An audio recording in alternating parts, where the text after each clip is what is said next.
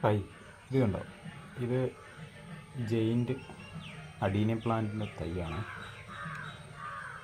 അതായത് ഈ Japanese adenium plant എന്നൊക്കെ പറയും. വെച്ച് കഴിഞ്ഞാൽ സാധാരണ നമ്മുടെ അഡീനിയം പ്ലാന്റ് പോലെയല്ല, അത്യാവശ്യം വലിപ്പമുള്ളൂ. ഒരു ചെറിയൊരു കുറ്റിച്ചെടിയുടെയൊക്കെ അതുപോലെ അതിലും ചിലതൊക്കെ വളരും. ഞാനിപ്പം ഇതിൻ്റെ സീഡ് വാങ്ങിച്ച് കുഴിച്ചിട്ട് കിളിപ്പിച്ചെടുത്തതാണ്. സാധാരണ ഇതിൻ്റെ തൈയും വാങ്ങിക്കാൻ കിട്ടുമെന്നാണ് തോന്നുന്നത്.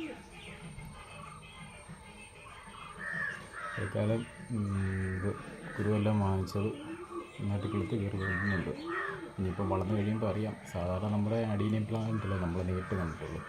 ഈ ജെയിൻ്റ് അഡീനിയം പ്ലാന്റ് നമ്മൾ കണ്ടിട്ടില്ല, നേരിട്ട് കണ്ടിട്ടില്ലല്ലോ. ഇപ്പോൾ വളർന്നു വരുമ്പം എങ്ങനെയാണെന്നറിയാം. ഇതിൻ്റെ ഫ്ലവർ സാധാരണ ഒരു റോസ് കളർ പോലെയാണെന്ന് തോന്നുന്നു.